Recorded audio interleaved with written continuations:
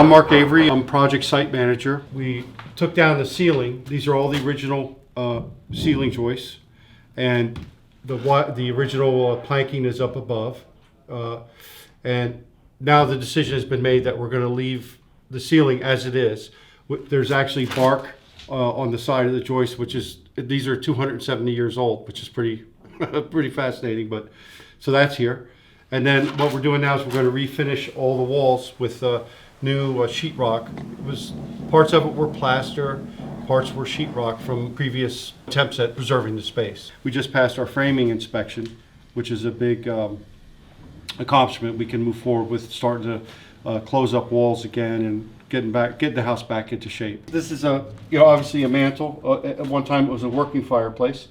It won't be again, but we'll keep the hearth and everything in. These columns we put in before we started. This was a wall.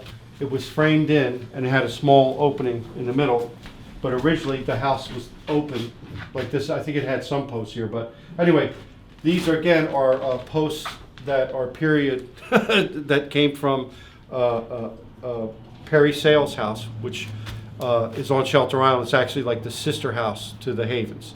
And luckily this wood exists for us to use. So during our remodeling and renovation, we're working with wood that's 270 years old. It's crazy.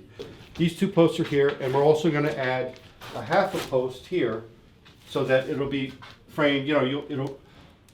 Even though this is supported in the wall with the original frame, it'll be a nice detail to come down, and see a half post over here. This is the baseboard that'll go around the bottom of those posts over there. These are cutoffs from the posts over there. So this would be the end of a post here. It's a tenon, and then they would put it into the mortise, to receive it, and then that's the hole for the post, for the pin. I'm sorry. And there's another thing we found. Let's see and that would be a pin, so that they would, if this were in a mortise over here at the face of the beam, then they would lock it. So it's like a pin that locks the joint together. And it's really fascinating because these were made almost 3 centuries ago, by hand, and it's a real pleasure to be able to work with things like this. This is the closed cell foam, and it serves two purposes. It increases the R value of the house to help preserve what you're trying to do on the inside, protect it from the weather, and then also too, it actually adds a little bit of strength to the structure, because it goes in and it expands, and it's also an adhesive, so it really improves the structure of the house. Sometimes when they built these post and beam frames, it was like a kit, and they could have things labeled, so they knew that this was number 5 would go in this slot, and 6 and 6, and so on. So it was it's really fascinating to see that it's built not off-site, but it was prefabricated and then erected. So it's a beautiful, really neat process. This originally was a doorway into the offices at one point, but it has become the gift shop. So this was something that we changed from the last structure, was we closed off this doorway. This room, I think, was known as the kitchen. We're actually standing in an addition to the original house. It's going to be used for a display by Roz Diamond. This point here going that way was actually the original exterior wall of the house. And at some point, I'm not sure what date it was, they added this from here over to that wall. So it's a different framing construction. Anyway, so it's presenting some interesting finish challenges as to how to help it make sense. This post here is actually part of the original house, and you can see the beam go across like this. And I think at one point they said the staircase might have been here, going up, but it's hard to tell because it's been renovated so much that it's hard to see that. And what we'll do here, we're going to put a piece of trim of the original wood that goes across here, and allows the place the sheetrock will stop here, and then that way we can maintain that wooden perimeter all the way around the room. The house has gone through a lot of changes. As you work on it, you discover different mysteries and periods and writing and things like this. So it's always fun to look back and try to reverse engineer and see how the house evolved. This is the original corner post of the original house, and it went up, and here's the main beam that went across. And then they renovated when they had made the addition. They put this in, and these ceiling joists are more regular and machined. You can see they have flat sides, top and bottom, whereas in the original part of the house, they're curved. They have the original bark, so labor was harder and it was harder to do. So they didn't finish the sides so much. Again, we did a similar trim detail at the top that helps the ceiling float around, off of the walls, makes the room feel a little bit bigger. We're going to add trim, replace trim as we go. This is an instance here where at some point, this is sheetrock. The plaster was replaced with sheetrock at some point. We don't know when. It's just, so this is more modern, material. The fireplace we're going to dress up over here. Just repair it a little bit. It's not going to be practical, but the interesting thing here is that how shallow the box is. When they built, modern fireplaces are much deeper, but this was shallow, but it was effective. I guess it worked pretty well. And we're going to leave in the closet over here, and this is a good example here where we have the again, the insulation is in, but it's also a good way to see the framing style, which was post and beam, and they would erect it, with the posts and the beams going up around the ribbon board, and then they have gigantic diagonals. And what's really interesting is to see how, when they were building it, they actually recycled. Like you could see, this is at one point in the house, this was a piece of trim, and they put it in for to carry the lath going across. So it's amazing to see how they recycled everything back then. They didn't waste anything. Okay, great. This is a room, we're on the second floor now at the top of the stairs. This is a room too that has a couple of signatures, which is really nice. There's the Mystery B, which this wall originally had plaster and lath on it, and when we exposed it, this B, I think it's written in chalk, was exposed. And I think Laura, the curator, is doing some research on that. Maybe we'll get lucky and find some kind of clue as to who did it. But I mean, this is another style of construction where they actually have planking, and then right on the other side of this is plaster and lath. It's amazing the difference. And again, pretty much we're going to leave this the way it is. We're going to sheetrock this wall here, and then it'll come up to there, and then it has its own trim. Again, you see the ceiling joist with the bark still on it. And as Chris pointed out, more on these beams here, it's more, you see adds work going on. And then writing that we found was up here. I don't know if you can see it or not, but it starts here, and it was written like as if it was coming from a lumber yard with a crayon. And it goes into the next bay as well. And I know Laura knows that. She had researched it and found out who that was.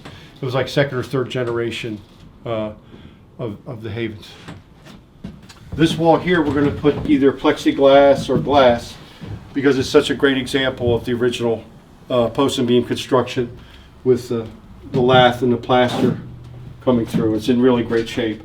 So we're going to try to preserve it, for people to see, to appreciate the original construction. We're going to sand the floors here. These are original floors, and refinish them. There's patchwork, because of remodeling and stuff like this, over the years.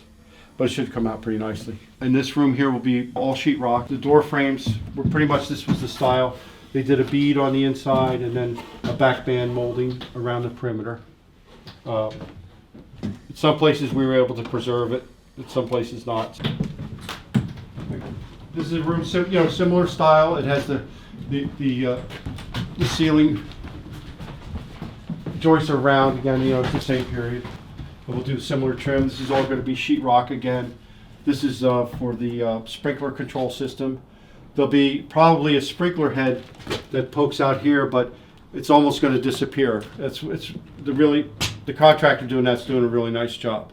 Behind here is the original post that holds up this corner of the house. And here's another diagonal brace here, and support for the lath. Again, we're going to do the interior storm windows. Will go in here. You see this is where curtain, who knows what period this is, but this was where there was curtains, obviously, at some point. This is a peg over here on this side, and this is ductwork coming down for the AC and the hot air. So we try to integrate that into the house as smoothly as possible. Sprinkler system, it starts in the addition, in the new building, and it's going to be linked to the house here, and it's called a pre-action system, where it's, God forbid it's ever called upon, the sprinkler head would, let's say there was heat, like a fire, the sprinkler head melts, and then it won't emit water until a sensor, like a smoke detector or a heat detector, tells it to activate the pump. And then it's local. It only goes where the problem is. It's not like the whole house it gets wet, so it's controlled. But yeah, so that requires a tank, a holding tank for a water reservoir, a big pump, to get the pressure for the heads and all that stuff. But yeah, so it's going to be linked. The Havens house and the new addition are run off of the same system, basically. And it's fire suppression, fire prevention. So there's an alarm system which is separate from the security, and it's pretty complicated, actually. So it's a big job. This was originally, when we came in, this was in an enclosure, and there's a coal stove that was here, and it went into the flue over here. But the interesting thing about this is that, as you could see, the chimney actually goes up at an angle, and when it gets up to the attic, it's vertical again. So the question is, did they? I've asked a couple people, did they do this angle so they could come out in the right spot? And someone has told me that they used to do this with chimneys to keep the witches out when they built them. So I'm curious about that one, but that's what I heard about there. But anyway, so we're going to close it back in with sheetrock. It'll have an appearance of plaster, and then we're going to put the gas stove. The coal stove will be back in front of it with the original hearth around it and the mantle. This is going to be Nanette's, the executive director's office, and we're going to be doing sheetrock. We framed out the ceilings again, because if you see the foam that's here, this was a real problem solver to put this in, because we couldn't close that off to the attic, and we couldn't maintain the original ceiling. So what's going to happen is there'll be sheetrock with trim around, and then we're able to expose the original ceiling beams. We're in the middle office now. This was actually the one room where it was a bathroom at one time in the house. It's the only evidence of a bathroom in the house. And there was the toilet bowl was here, the sink, and then there was a bathtub across the corner there. And as a result, the floor was so misshapen, we had to add, a new floor to it, because it was there was no way you could get new wood to take the bow of the existing floor. So we went over that. And this paneling, this part is new, but this is replacing what was here, which is the same color here. And we don't know when that was done. This again is a part of the addition to the original Havens house. This room here is more of the same. Again, it's a good example. You can see the contrast between the insulation, the foam, and the framing. You can see it's just a really nice example of that. This is another example of different technique. This is this is a wall liner, and it's horizontal. On the other side, it was vertical, where the B was, and it's really great. It's such a pleasure to work on this house, to see all the old stuff. This is a wire chase that we built here for to get our wires up and down throughout the house. So this is not the original shape, but it's pretty pretty minor change, actually. We tried to be conscious of that as we went through the house, you know, to maintain what was there and not alter it. This is a good example here of why we went this way. If you look up here, you can see where the floorboards stopped, and so there was holes. You know, we didn't have enough original stock to fill them back in, so this was a good solution to bring the frame over like that. You can see this is some electric wiring. This is the foam actually in the roof. So it's a good example of that. Something that we're doing to really improve the R value, the insulation of the house, is we're using interior storm windows, basically is what they are. And it's a pane of glass that we survey the opening, because they're all out of square, of course. And the manufacturer is up in Connecticut. And he cuts the glass to fit the shape that the window is in, and then puts a spring-loaded vinyl on the sides and the bottom, and then you load it into the space, squeeze it in, and then when the springs release, it goes tight, and it actually has an R value of 2, which is good. It's very helpful. It stops all the drafts. It's actually an insulation, and the best thing of all is that it doesn't affect the outside appearance of the house at all. It's just very efficient at what it does, and it helps protect the actual exhibits from being exposed to direct sunlight. So it's very beneficial and efficient, you know. So that we're putting those in all the windows. I think it's a total of 28 windows in the entire house. So it's a good addition to the house. And you just leave them in. They can be removed, but since we're controlling the environment year round, they'll stay. Once they go in, they stay in. We're up in the attic now. I'm trying to find a mortise for the cross brace. That would be here. And originally when they built the house, it was pretty low, so you couldn't occupy the space. You could see that they took these out and then put a ceiling up here. And we're gonna, this is pretty much the same, we struck the plaster and the lath off, and now we're gonna put sheetrock back in. But this is actually the original shape. This is all, you can see I don't know if the evidence of the lath and the plaster going across here and down these planks here. So we're going to seal this back off again. We put baseboard with electric outlets and stuff in there, and again the closed cell foam, which increases the R value of the house. It actually gives it one, and gives it a lot more structure. And then part of what we did, you could see the ductwork that goes into this, and we built a window seat to cover it. This is going to be mainly a non-public storage space here, but it's important because it's also conditioned as well. This will be air conditioned and then heated in the wintertime. Right now, this is, as you are going down 114, this is a triangular window, and we're waiting to put in. The weather's been so awful, we haven't had a chance to install the replacement window, but it's a really beautiful triangular window that'll be going back in here. You can see the lath marks on there, the nails and stuff, and plaster, and how they used every single piece of wood that they had. We didn't do this. This is how we got it. This piece. How misshapen it is, but it served their purpose and they used it. We only had to remove a couple of these boards for them to fit all the big stuff in there. So that was really a good way to go. This area is going to get sprinklers. Every room has its own sprinkler head, and then it has smoke and carbon monoxide sensors and also heat sensors. When we started the job, I took all the doors out of the entire house and cataloged them. So because we knew that not everyone would go back in. So that's a decision we're going to get to pretty soon, but we'll go over with Nanette and Laura and everybody and find out what doors need to go back in. But so we saved all those. They're still around.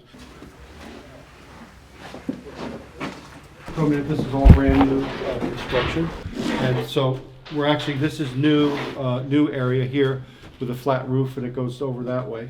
And it just goes. It's really beautiful. It's a very big space. It's a lot of height, like 16, 18 feet inside. That's going to be the lavatory and the pantry and the closet. This is going to be the door that goes out to the parking lot, and again, it'll be ADA accessible with a nice, beautiful brick path. And then when you come back into this room, this is actually part of the an addition to the Havens house. And what Bill designed here, Bill and everybody designed, was that this is going to be a video wall. And so as people walk this way, there'll be announcements for what's upcoming activities, for the Historical Society and such. And this is actually going to become the gift shop. Originally this was a solid wall of the Havens house. There was a window in it. And when we broke through, we saw how this floor from corner to corner was 5 inches out of level. And it was incredible. So we had to make it integrate into the newer building. We took the old floor out and replaced it with new. Part of the reason that Bill Pedersen put this video wall in place was that he was concerned about the layout of the original windows, because they weren't symmetrical and it would be a little bit distracting. So this actually breaks and contains the space visually and stops the tension from those windows being off center. And this room is going to be very modern because it's going to be the gift shop, for the Historical Society. The windows which lead out to the porch, they're going to stay as is. They'll also have the interior storm windows and all. And this place over here. This was in the other room when I was talking about that we covered up a doorway. That was here. And so this is, going to be solid now, just to relate back to that other space. And so this was an addition put on the Havens house, which I don't know the year, but this is the room up above us was the fabric archive. And so you can see this is actually part of these. Some of these are part of the original Havens house wall. There's, again, a diagonal brace and the beam and the post going. So from here over was added at some point. And we're keeping it, really modern. It'll have lights in the ceiling. This is the only place with lights in the ceiling. And again, it's actually becoming part of the new building. It's in transition, so it's going to be used that way.